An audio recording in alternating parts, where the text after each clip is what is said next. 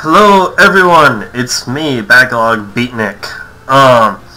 Sorry about the lack of videos for now. No, for the past few days. I got really sick, and that meant that my voice was sounding terrible.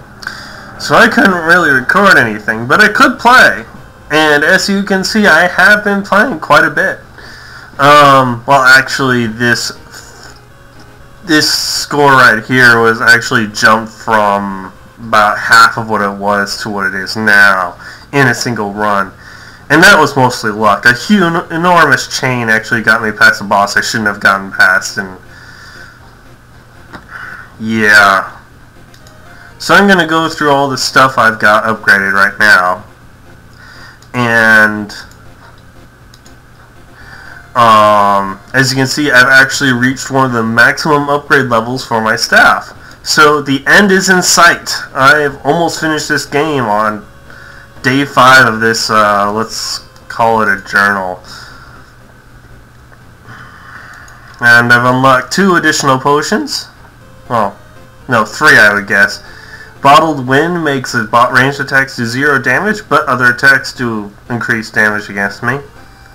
Extra score, but more enemy toughness from the hero's elixir.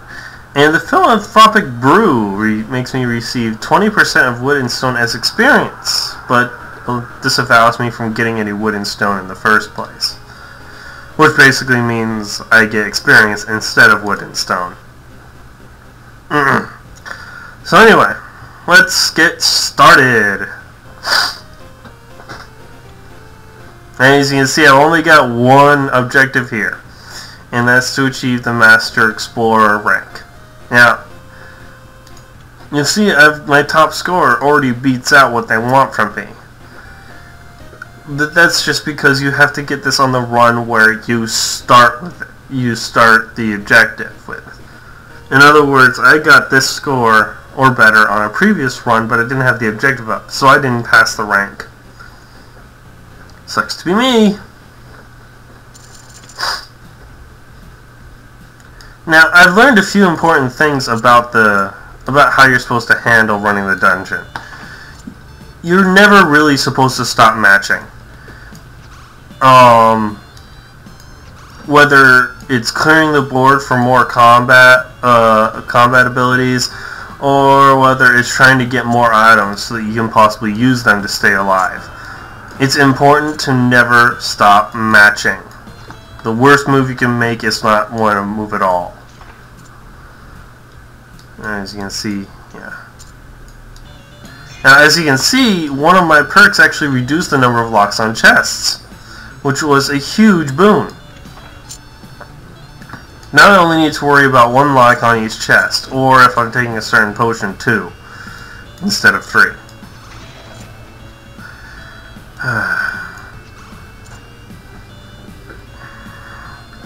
So yes, important tip, always keep matching, you know.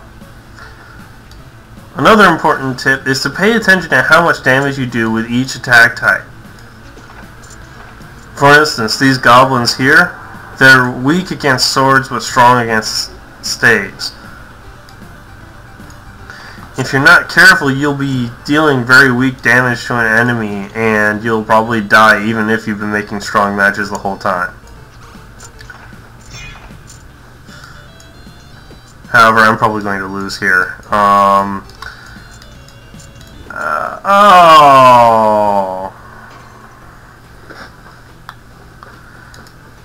Oh, and another thing, always run again when you can.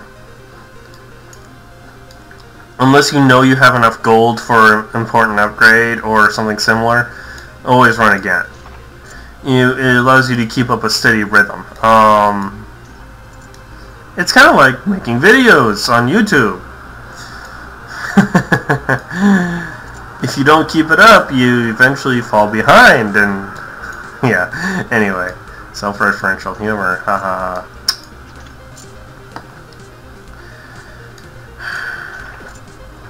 Oh, and remember what you have in your inventory. Right now I have a wood-changing sword, a stone-changing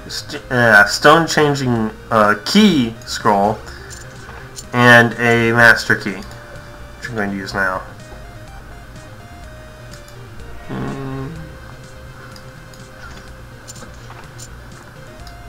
It's important to use those scrolls as sparingly as possible. Not only because they sort of crowd the board with whatever the scroll makes, but also because they reduce the amount of resources you get, which are kind of important. Not for me anymore. I actually managed to improve every room in my house, so wood and stone aren't really important anymore. However, in the mid-game or early game, those scrolls can actually really inhibit how much wood and stone you can get, which can be really bad for you. It's kind of like eating your veggies, I guess.